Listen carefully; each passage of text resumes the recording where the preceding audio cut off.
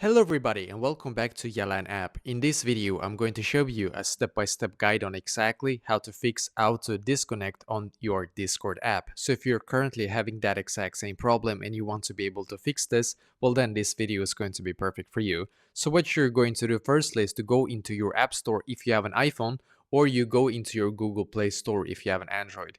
And in here, we're just going to search for Discord. So search for Discord in here.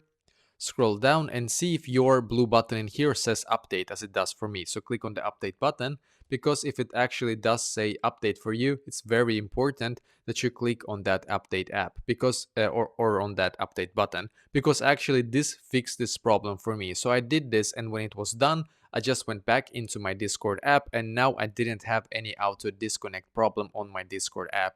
If it's still for some reason it's not working for you, what you can do is to actually close your if you're, for example, using Wi-Fi on your phone, you can just quickly enable the airplane mode and then just quickly disable it afterwards. Then try again, because you should get like a little bit better signal than before. So try that as well, and hopefully this will be able to fix this problem for you.